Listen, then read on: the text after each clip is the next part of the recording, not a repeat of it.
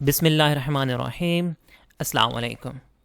मैं हूं मोहसिन अहमद और आज के इस लेक्चर में हम सीखेंगे कि स्विच स्टेटमेंट क्या है और स्विच स्टेटमेंट को प्रोग्रामिंग में कब, कहां और कैसे इंप्लीमेंट किया जाता है और स्पेसिफिकली स्विच स्टेटमेंट को हम पीएचपी में किस तरह इंप्लीमेंट करते हैं। स्विच स्टेटमेंट हमारे पास कंडीशनल स्ट्रक्चर की एक टाइप है। हमने प्रीवियस लेक्चर में देखा कि कंडीशनल स्ट्रक्चर में हमारे पास इफ़ एल्स स्टेटमेंट्स हैं, स्विच स्टेटमेंट है और टर्नरी ऑपरेटर है। ये तीन वेज हैं या ये तीन टूल्स हैं जिनके थ्रू हम कंडीशनल स्ट्रक्चर को अप्लाई कर सकते हैं। हमने इफ़ एल्स को तो डिटेल में देखा और हमने देखा कि इफ़ एल्स में हम कंडीशंस क्रिएट करते हैं जो कि बूलियन एक्सप्रेशंस होते हैं। उसी तरह उसी के पैरेलल हमारे पास एक और स्ट्रक्चर है, एक और टूल है कंडीशनल स्ट्रक्चर को इम्प्लीमेंट करने का, that is called switch statement. Switch statement काफ़ी हद तक इफ़ एल्स स्टेटमेंट की तरह ही वर्क करता है। इसमें सिर्फ और सिर्फ एक डिफरेंस है और वो ये कि जिस तरह इफ़ एल्स स्टेटमेंट में हम 6 टाइप के कंपैरिजन ऑपरेटर्स यूज़ कर सकते हैं और यू कैन से दैट हम 6 टाइप्स के कंपैरिजन्स कर सकते हैं, लेकिन स्विच स्टेटमेंट में हम सिर्फ एक टाइप का कंपैरिजन कर सकते हैं, that is called equality comparison. इसके अलावा स्विच स्टेटमेंट में कोई डिफरेंस नहीं है। It is completely similar to if else statement. हाँ, इसकी इम्प्लीमेंटेशन, इसका जो स्ट्रक्चर है या इसका जो सिंटेक्स है वो स्लाइटली डिफरेंट ज़रूर है इफ़ एल्स से। सो हम एक इम्प्लीमेंटेशन लेते हैं, एक एग्जांपल लेते हैं और उसको इम्प्लीमेंट करके देखते हैं। मेरे पास यहाँ पे मेरा सर्वर ओपन है मेरे फोल्डर में। यहाँ पे हम एक फ़ाइल क्रिएट कर लेते हैं, let's call it switch statement dot php और इस फाइल को हम अपने सर्वर पे ओपन भी कर लेते हैं। लर्न php में हमारे पास ये रहा switch statement dot php। So इसको समझने के लिए हम पहले एक सिंपल सा इफ एल्स का स्ट्रक्चर इंप्लीमेंट करते हैं। लेट्स सपोज, जो कि हम लास्ट टाइम एग्जांपल को यूज़ कर रहे थे, we have a variable of role and इसमें कोई भी रोल आ सकता है randomly. Sorry, first of all हमें php के टैग्स यूज़ करने हैं। So now role is equal to admin. Okay, there we go. और हम if else के थ्रू कैसे कर सकते हैं कि अगर हमने लेट्स सपोज एडमिन को स्पेसिफिक टाइप का मेन्यू दिखाना है, मॉडरेटर को स्पेसिफिक टाइप का मेन्यू दिखाना है, तो इसको हमने इम्प्लीमेंट किया था अपने कंडीशनल स्ट्रक्चर में। And let's see where it is somewhere here, there we go, ये रहा। सो यहाँ हमने टाइप की बेस पे, रोल की बेस पे कुछ इम्प्लीमेंटेशन की थी। उसी की एग्जांपल हम यहाँ लेते हैं और इसको देखते हैं। If role is equal to admin, तो हम वेलकम करेंगे, वेलकम एडमिन। हम फर्दर डिटेल्स में नहीं जाते। Else if role is equal to let's suppose moderator, so हम वेलकम करेंगे मॉडरेटर को। और एल्स में लेट्स सपोज हमारे पास 2 ही यूज़र हैं, या तो एडमिन हो सकता है या फिर हमारे पास मॉडरेटर हो सकता है। And in the third case that is a guest और that is a something else जो कि हम हैंडल नहीं करना चाहते, या हम उसको एक डिफ़ॉल्ट गेस्ट कह देते हैं। That's it. सो अब यहाँ पे हमने इफ़ के अंदर जो कंपैरिजन्स किए हैं ना, ये इक्वालिटी कंपैरिजन है। कंपैरिजन हमारे पास इफ़ एल्स में 6 टाइप्स के हैं। इक्वालिटी कंपैरिजन किया जा सकता है, ग्रेटर देन कंपैरिजन किया जा सकता है, greater than equality, less than equality and not equal to. ये 6 टाइप के कंपैरिजन किए जा सकते हैं। बट जो हमारे पास स्विच स्टेटमेंट है, स्विच केस स्टेटमेंट, इसमें सिर्फ और सिर्फ इक्वालिटी कंपैरिजन ही हो सकता है। इसके अलावा स्विच स्टेटमेंट में कुछ भी इंप्लीमेंट नहीं किया जा सकता। सो अगर यही स्ट्रक्चर, यही कोड हमें स्विच में अप्लाई करना पड़े, so that is quite easy, that is very very very easy. And how it can be done? It's quite simple.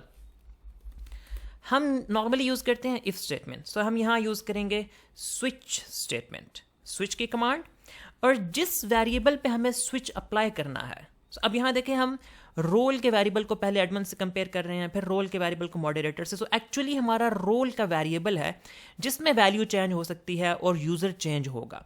सो यहाँ हम वो वेरिएबल मेंशन करते हैं कि जिस वेरिएबल की बेस पे हमें स्विचिंग करनी है, ओके उसके बाद हम ब्रैकेट स्टार्ट करेंगे। सो ये हमारे पास स्विच की बॉडी आ गई। ओके ये जो होता है स्ट्रक्चर, इसको कहा जाता है ये हेडर है, और जो इसकी इनर इम्प्लीमेंटेशन होती है that is called its body. Similarly if के केस में ये हमारे पास इफ़ का हेडर है और ये इफ़ की बॉडी है, ये एल्स इफ़ का हेडर है, ये एल्स इफ़ की बॉडी है, ये एल्स का हेडर है और ये एल्स की बॉडी है। सो यहाँ पे स्विच में अब हम केसेस क्रिएट करेंगे। मैंने आपको बताया स्विच जो है वो इफ़ एल्स की तरह ही वर्क करता है, सिर्फ इसमें दो डिफरेंसेस हैं। पहला डिफरेंस कि इसमें सिर्फ और सिर्फ इक्वालिटी कंपैरिजन किया जा सकता है, and second one is that इसका जो इम्प्लीमेंटेशन सिंटेक्स वाइज इम्प्लीमेंटेशन है वो थोड़ी डिफरेंट है इफ़ एल्स से, इसकी वर्किंग बिल्कुल सेम है। सो अब यहाँ आते हैं स्विच अप्लाई किया हमने रोल पे। अब हम केसेस डिफाइन करेंगे। पहला केस को हम डिफाइन करेंगे सिंगल कोटेशन मार्क में। लेट्स सपोज पहला केस एडमिन का है, उसके बाद कॉलन के बाद हम उसके अंदर कुछ भी जो कि इम्प्लीमेंट करना चाहें वो हम मेंशन करते जाएंगे। Let's suppose welcome admin and echo you are watching admin's menu. Okay हम अगर यहाँ अपॉस्ट्रोफी यूज़ करना चाहते हैं तो फिर उसके मल्टीपल वेज हैं। हम यहाँ बैकस्लैश यूज़ कर सकते हैं। सो बैकस्लैश जो है ये स्केप करैक्टर होता है। इसका मतलब होता है बैकस्लैश के बाद कुछ भी आएगा तो वो एज अ कमांड कंसीडर नहीं होगा, जबकि यहाँ पे अगर बैकस्लैश नहीं थी तो ये एज अ कमांड कंसीडर हो रहा था, और ये starting inverted comma single quotation और ये क्लोजिंग इन्वर्टेड कॉमा ये कोटेशन कंसीडर किया जा रहा था, जबकि ये अपॉस्ट्रोफी हम यूज़ कर रहे थे ऑफ यूज़ करने के लिए। सो यहाँ हमें बैकस्लैश चाहिए and there we go, that's it, hit enter. और इसके बाद भी हम अगर मज़ीद कमांड्स देना चाहें, मज़ीद के ऑपरेशन परफॉर्म करना चाहें, वो ऑपरेशन परफॉर्म करने के बाद जब हम एडमिन के सेक्शन को क्लोज करेंगे तो हम यहाँ पे ब्रेक की कमांड दे देंगे। सो इस तरह से हमारे पास स्विच स्टेटमेंट वर्क करता है।